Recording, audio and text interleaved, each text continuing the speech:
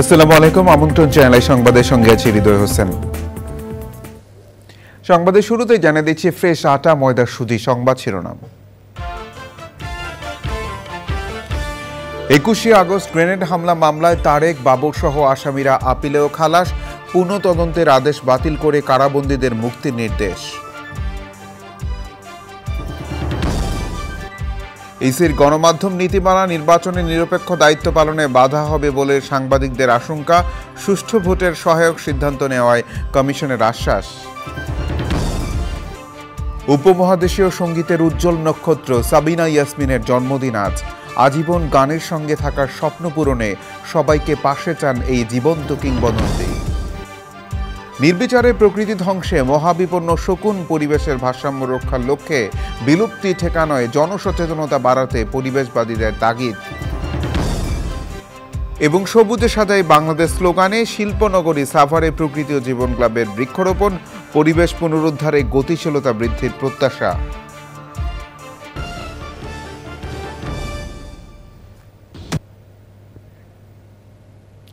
সংবাদ শিরোনামগুলো জানাচ্ছিলাম। এখনকার সংবাদ আয়োজন একই সঙ্গে চ্যানেল আই ইউটিউব চ্যানেল এবং channel I OTT platform I স্ক্রিনে লাইভ স্ট্রিম হচ্ছে। বহুল আলোচিত 21 আগস্ট গ্রেনেড হামলা মামলায় যাবজ্জীবন কারাদণ্ডাদেশপ্রাপ্ত তারেক রহমান ও মৃত্যুদণ্ডাদেশপ্রাপ্ত সাবেক স্বরাষ্ট্র প্রতিমন্ত্রী লুৎফুজ্জামান বাবর সহ সব আসামিকে খালাস দিয়েছেন আপিল বিভাগ। হাইকোর্টের রায়ের বিরুদ্ধে রাষ্ট্রপক্ষের করা আপিল খারিজ করে ওই রায় দেন সর্বোচ্চ আদালত। এই মামলা পুনঃ তদন্তের জন্য হাইকোর্টের নির্দেশনা বাতিল করে কারাগারে থাকা আসামিদের মুক্তি দিতে বলেছেন আদালত। মাজহারুল হক মান্নার রিপোর্ট। 21 আগস্ট গ্রেনেড হামলা মামলায় যাবজ্জীবন কারাদণ্ডাদেশপ্রাপ্ত তারেক রহমান ও মৃত্যুদণ্ডাদেশপ্রাপ্ত সাবেক স্বরাষ্ট্র প্রতিমন্ত্রী লুৎফুজ্জামান বাবর সহ সব আসামিকে 12 জানুয়ারি খালাস দেন হাইকোর্ট। পরে রায়ের বিরুদ্ধে আপিল করে রাষ্ট্রপক্ষ। শুনানিতে রাষ্ট্রপক্ষ বিচারিক আদালতের সাজার রায় বহাল রাখার আবেদন জানায়। আসামিপক্ষ রাষ্ট্রপক্ষের আপিল খারিজ ও হাইকোর্টের রায় বহাল রাখার প্রার্থনা করেন। প্রধান বিচারপতি ডক্টর সৈয়দ রেফাত আহমেদের নেতৃত্বে 6 বিচারপতির বেঞ্চ প্রথমে পর্যবেক্ষণ দেন। আদালত বলেছেন এই স্বীকারোক্তিমূলক জবানবন্দিগুলো মোটেও নির্ভরযোগ্য নয়, এগুলোকে সাক্ষ্য হিসেবে বিবেচনা করেননি।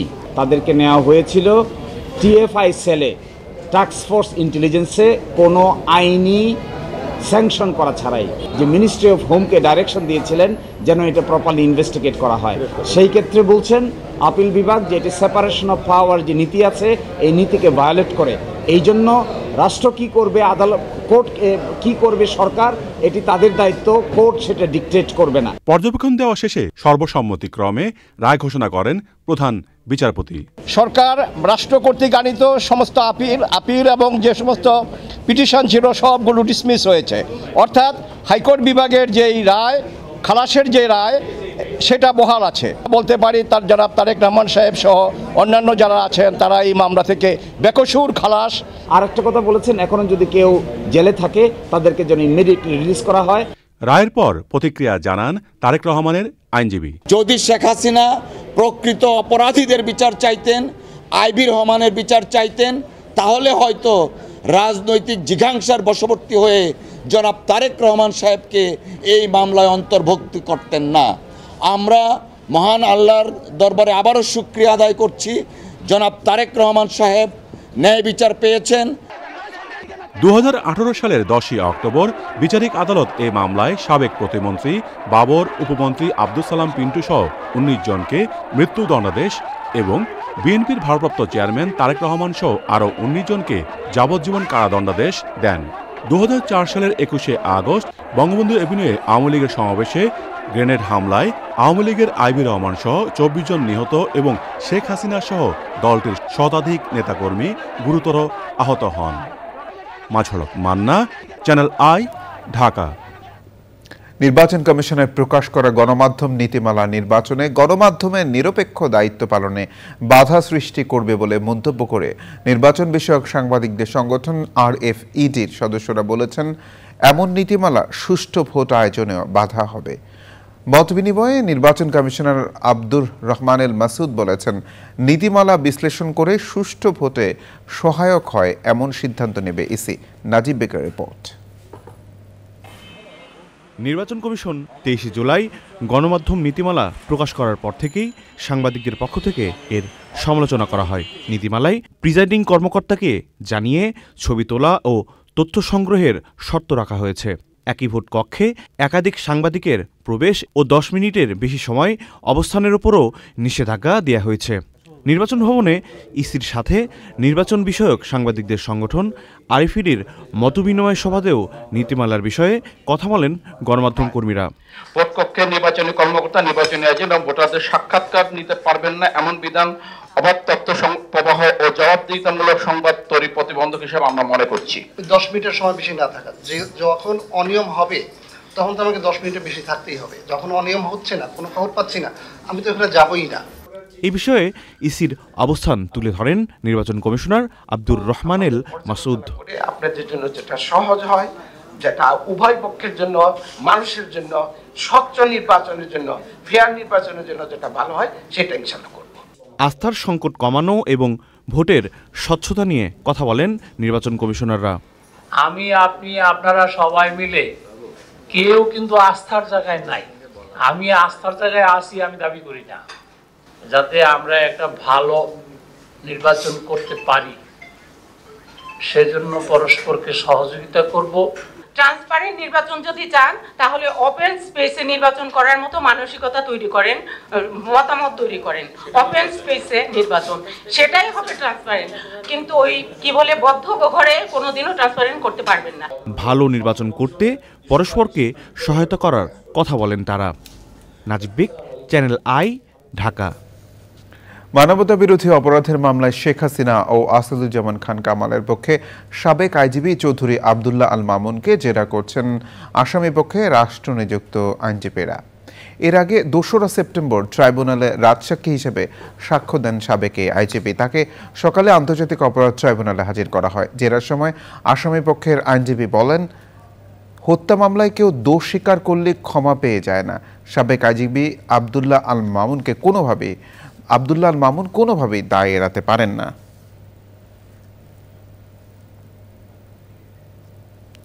নুরুল হক নূরের স্বাস্থ্যের অবনতি হয়েছে বলে জানিয়েছেন গণ অধিকার পরিষদের সাধারণ সম্পাদক রাশেদ খান। সকালে ঢাকা মেডিকেল কলেজ হাসপাতালে নূরকে দেখে এসে তিনি সাংবাদিকদের জানান, নূরের অবস্থা দেখে মনে হয়েছে হত্যার উদ্দেশ্যে সেনাবাহিনী ও পুলিশের কিছু সদস্য পরিকল্পিতভাবে এই হামলা চালিয়েছে। দুই বাহিনীর সদস্যরা এই ঘটনায় জড়িত, তাই থানায় মামলা না করে সরাসরি আদালতে যেতে চায় গণ অধিকার পরিষদ।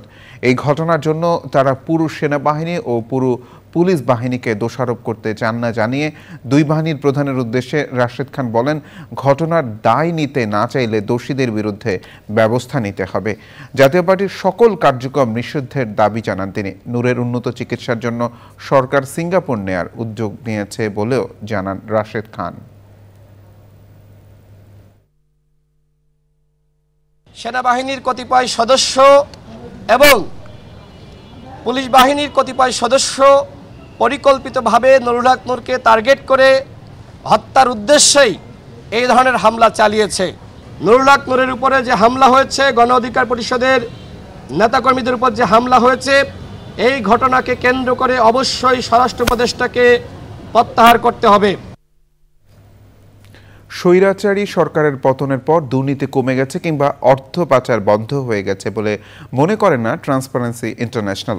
দুর্নীতি বিরোধী বার্লিন ভিত্তিক সংস্থাটির পরিচালনা পর্ষদ চেয়ারম্যান রাজধানীতে সংবাদ সম্মেলনে বলেছেন, বাংলাদেশে তাদের কাজের সুযোগ আগের মতোই রয়ে গেছে। সংস্থার বাংলাদেশ প্রধান ডক্টর ইফতেখারুজ্জামান বলেছেন, পাচার হওয়া অর্থ ফেরত আনা প্রায় অসম্ভব, তাই পাচারের রাস্তা বন্ধ করতে হবে। রিজভি নেওয়াজের রিপোর্ট। 2023 সালে ট্রান্সপারেন্সি ইন্টারন্যাশনালের পরিচালনা পর্ষদের চেয়ারম্যান নির্বাচিত হওয়ার পর ডক্টর ফ্রাঁসোয়া ভ্যালেরির প্রথম বাংলাদেশ সফর। সংস্থাটির ঢাকা অফিসে সংবাদ সম্মেলনে স্বাগত বক্তব্যে জুলাই আন্দোলনের বীরদের প্রতি শ্রদ্ধা জানান তিনি। There are still corruption problems in Bangladesh, like in every country worldwide. Every time there will be power somewhere, there will be the temptation to abuse this power. Therefore, it is always very, very important that we have civil society, which means all the people without power, without the political and economic power, to control what is being done in their name, so that we keep fighting against abuse of power. দুদকের সংস্কার বাস্তবায়ন নিয়ে হতাশা থাকলেও হাল ছাড়তে চান না টিআইবি নির্বাহী পরিচালক। আমাদের উপরে অসন্তোষ, সেটা শুধুমাত্র রাজনৈতিক সরকারের সময় সেটা ছিল, সেটা বললে চলবে না। আমরা জানি যে আমাদের উপরে অসন্তোষ বর্তমান সরকারের কোনো কোনো মহল থেকে আছে। আমদানি এবং রপ্তানি বাণিজ্যে চালান জালিয়াতির মাধ্যমে যে অর্থ পাচার হয়, সেটা কিন্তু সিংহভাগ আমাদের অর্থ পাচারে, সেটা ফুললি নিয়ন্ত্রিত হয়ে গেছে সেটা আমি বলতে পারবো না, কারণ সেখানে বাস্তব সংস্কার এখন পর্যন্ত হয়নি। যদি একবার পাচার হয়ে যায় সেই টাকাটা ফেরত আনাটা খুবই কঠিন, প্রায় অসম্ভবের মতো কাছাকাছি। বড় যেটা ফ্রিজ হচ্ছে সংশ্লিষ্ট দেশে, ফ্রিজ হওয়ার মানে কিন্তু আমরা টাকাটা ফেরত পেয়ে যাবো সেটা কিন্তু না, কারণ ওই টাকাটা ফ্রান্সে বলেছে ওখানকার ইকোনমিতে সেই টাকাটা এখন ফ্লোটিং আছে, ওখানে কাজ করছে সেই টাকা। 3 দিনের সফরে ট্রান্সপারেন্সি ইন্টারন্যাশনালের চেয়ারম্যান, প্রধান উপদেষ্টা, দুদক চেয়ারম্যান এবং সুশীল সমাজের প্রতিনিধিদের সঙ্গে বৈঠক করেছেন। রিজভিনা ওয়াজ, চ্যানেল আই, ঢাকা। উপমহাদেশের সঙ্গীত জগতের উজ্জ্বল নক্ষত্র সাবিনা ইয়াসমিনের জন্মদিন আজ। ৭১ পেরিয়ে ৭২ বছরে পা দিয়েছেন তিনি। ১৯৫৪ সালের ৪ সেপ্টেম্বর ঢাকায় জন্মগ্রহণ করেন সাবিনা ইয়াসমিন। সঙ্গীত জীবনের ৬ দশকে প্রায় ১৫,০০০ গান গাওয়া এই জীবন্ত কিংবদন্তি জানিয়েছেন যতদিন বেঁচে আছেন গানের সঙ্গেই থাকতে চান তিনি। জাকি আক্তারের রিপোর্ট।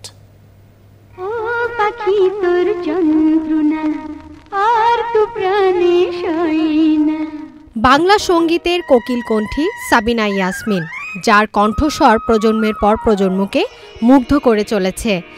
স্বপ্ন ফেলে দিয়েছি, যা কিছু কথা ছিল ভুলে গিয়েছি। তার গাওয়া আধুনিক দেশাত্মবোধক ও চলচ্চিত্রের গান বাঙালির আবেগের সুর হয়ে বাজছে ৬ দশকেরও বেশি সময় ধরে। এই পৃথিবীর পরে জীবনের ৭১ বসন্ত পার করা সাবিনা ইয়াসমিন জন্মদিনে জানালেন সঙ্গীতের জীবনে নানা চড়াই উতরায়ের কথা। বহু প্রাপ্তির পাশাপাশি তুলে ধরলেন অপ্রাপ্তির কথাও। ছোটবেলার সে আনন্দ তো আর এখন পাই না, তবুও ভালোই লাগে।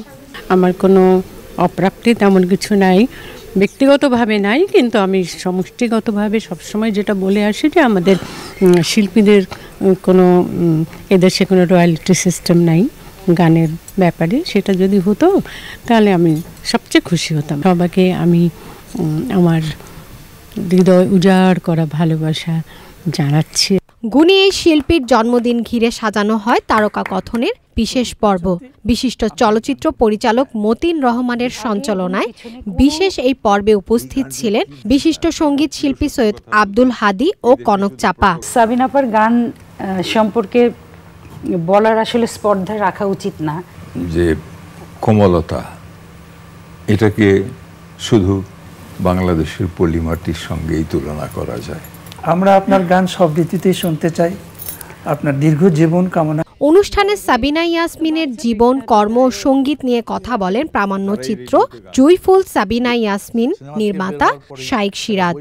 যেই সাবিনা ইয়াসমিনকে টেলিভিশনে পর্দায় দেখতাম গান করছে, রেডিওতে শুনতাম গান করছেন, এবং চ্যানেল আই প্রতিষ্ঠার পরে আরও কাছে আসলো, তখন অটোমেটিক্যালি ওই সাবিনা আর এই সাবিনার ভিতরে আমার ভেতরে একটা মেলবন্ধন তরঙ্গ তৈরি হয়েছে। জন্মদিনে ভক্ত, শুভাকাঙ্ক্ষী ও সতীর্থদের ভালোবাসায় সিক্ত হয়েছেন সাবিনা ইয়াসমিন। কোকিল কণ্ঠীর জন্ম উৎসব উদযাপন করেন গুণীজনরা। আগামী ৫ সেপ্টেম্বর দুপুর ২:৪০ প্রামাণ্যচিত্র joyful Sabina Yasmin channel I ও ওটিটি প্ল্যাটফর্ম আই স্ক্রিনে প্রচার হবে। Zakia Akter, channel I, Dhaka. ৩ দশক আগেও বাংলাদেশের প্রায় সর্বত্র শকুনের বিচরণ ছিল, তবে নির্বিচারে প্রকৃতি ধ্বংস সহ অপরিণামদর্শী কর্মকাণ্ডে সংখ্যা কমে বর্তমানের শকুন এখন মহা বিপন্ন পাখি। পরিবেশের ভারসাম্য রক্ষায় বিপন্ন প্রায় শকুন বাঁচাতে জনসচেতনতার তাগিদ দিয়েছেন পরিবেশবাদীরা। শকুন সংরক্ষণ নিয়ে আফরোজা হাসির রিপোর্ট।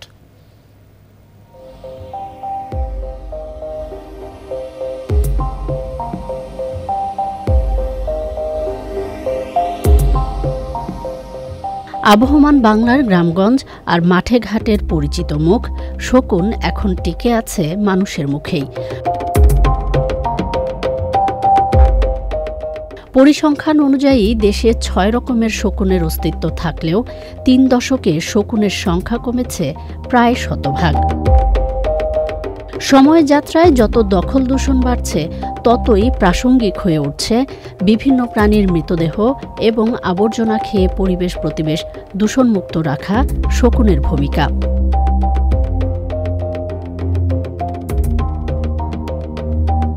তথ্য বলছে ডাইক্লোফেনাক ও কিটোপ্রোফেন ওষুধ দিয়ে চিকিৎসা করা গবাদি পশুর মৃতদেহ খেলে দ্রুত অসুস্থ হয়ে মারা যায় শকুন।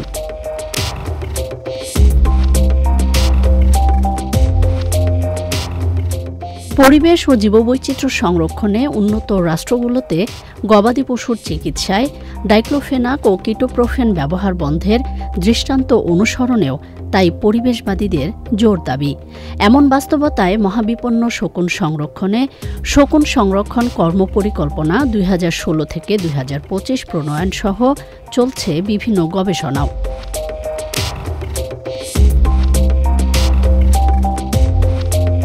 এছাড়া বৃহত্তর সিলেট ও খুলনা অঞ্চলে শকুনের নিরাপদ এলাকা ঘোষণা সহ শকুন সংরক্ষণে সচেতনতা বাড়াতে প্রতি বছর সেপ্টেম্বর মাসের প্রথম শনিবার আন্তর্জাতিক শকুন সচেতনতা দিবস পালন করা হয়।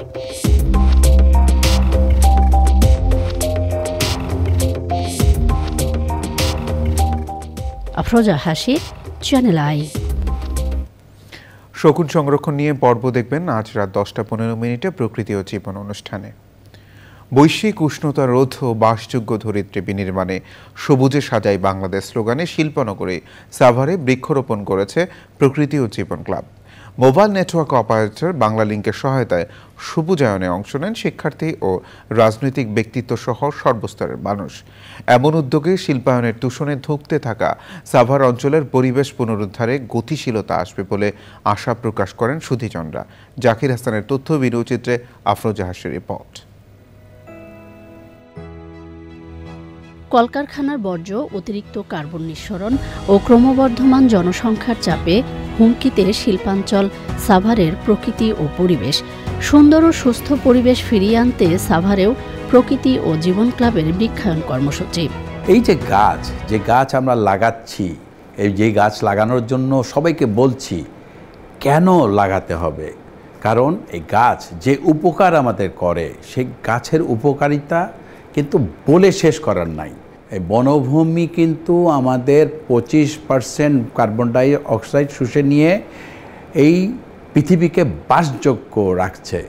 যদি কাজটি গাছ না করত আমাদের কিন্তু অস্তিত্ব থাকতো না। সুতরাং আসুন আমরা বাংলাদেশটাকে সবুজে ছেয়ে ফেলি এবং সারা বাংলাদেশে বৃক্ষরোপণকে জোরে সোরে এগিয়ে নিয়ে যাই। পরিবেশ রক্ষার বার্তায় আশুলিয়ার গোহাইলবাড়ি উচ্চ বিদ্যালয় ও সাভার গার্লস হাই স্কুলে সবুজের উৎসব। এটা লাগাবো আমি বাসায় গিয়ে। যদি আমরা গাছ লাগাই তাহলে পরিবেশ অনেক তাড়াতাড়ি ভালো হয়ে যাবে। পক্ষ থেকে প্রকৃতি জীবন ক্লাব সাভারের পক্ষ থেকে ধন্যবাদ। আমাদের এই বৃক্ষরোপণ বৃক্ষ বিতরণ কর্মসূচিতে তারা সহায়তা করার জন্য। দূষণ নিয়ন্ত্রণ ও বাস্তুতন্ত্র রক্ষায় এমন কার্যক্রম গুরুত্বপূর্ণ ভূমিকা রাখবে বলে মনে করে সচেতন মহল। এখানে ঔষধি গাছ, ফলস এবং বিভিন্ন উপকারী গাছ নিয়ে আসছে। শিক্ষার্থীদের মাঝে গাছের গুরুত্বটা কি সেটা আমরা তুলে ধরার জন্য এইরকম একটা প্রোগ্রাম আমাদের জরুরি দরকার ছিল। প্রকৃতি ও জীবন ক্লাবের উদ্যোগে বৃক্ষরোপণ কর্মসূচি দেখে আমি আনন্দিত, খুশি। সুন্দর প্রাকৃতিক পরিবেশ গড়ে তুলতে দেশ জুড়ে সবুজায়ন ছড়িয়ে দেওয়ার আহ্বান পরিবেশবাদী সহ সব স্তরের মানুষের। আফরোজা হাসি, চ্যানেল আই। সংবাদের এই পর্যায়ে বিরতি নিচ্ছি।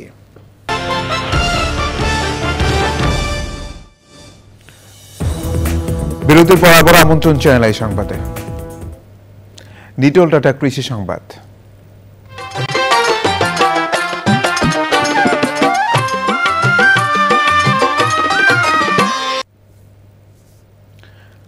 ভরা মৌসুমে এবছর নোয়াখালীর দ্বীপ উপজেলা হাতিয়ার মেঘনা নদী ও বঙ্গোপসাগরে ইলিশের দেখা মিলছে না। জেলে ও মৎস্য কর্মকর্তারা বলছেন, নদী ও সাগর মোহনায় নতুন চর ডুবোচর সৃষ্টি, নদী দূষণ ও নিষিদ্ধ জাল ব্যবহারের কারণে নদীতে ইলিশের আগমন বাধাগ্রস্ত হচ্ছে। প্রকৃতি সংবাদ।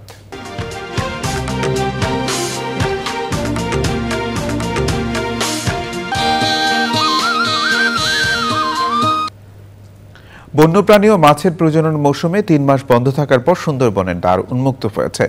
এখন আর মাছ ধরা ও পর্যটনে বাধা নেই। কিছুদিন জনকোলাহল বন্ধ থাকায় বনের প্রাণ প্রকৃতিতে সজীবতা ফিরেছে। এমন পরিস্থিতিতে পরিবেশ বান্ধব পর্যটনের তাগিদ দিয়েছেন সংশ্লিষ্টরা।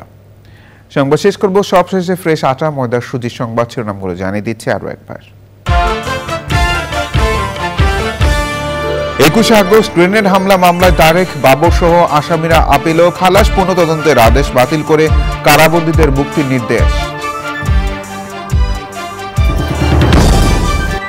ইসির গণমাধ্যম নীতিমালা নির্বাচনে নিরপেক্ষ দায়িত্ব পালনে বাধা হবে বলে সাংবাদিকদের আশঙ্কা, সুষ্ঠু ভোটের সহায়ক সিদ্ধান্ত নেওয়ায় কমিশনের আশ্বাস। উপমহাদেশীয় সঙ্গীতের উজ্জ্বল নক্ষত্র সাবিনা ইয়াসমিনের জন্মদিন আজ। আজীবন গানের সঙ্গে থাকার স্বপ্ন পূরণে সবাইকে পাশে চান এই জীবন্ত কিংবদন্তি। নির্বিচারে প্রকৃতি ধ্বংসে মহাবিপন্ন শকুন, পরিবেশের ভারসাম্য রক্ষার লক্ষ্যে বিলুপ্তি ঠেকানোয় জনসচেতনতা বাড়াতে পরিবেশবাদীদের তাগিদ। এবং সবুজে সাজাই বাংলাদেশ স্লোগানে শিল্পনগরী সাভারে প্রকৃতি ও জীবন ক্লাবের বৃক্ষরোপণ, পরিবেশ পুনরুদ্ধারে গতিশীলতা বৃদ্ধির প্রত্যাশা।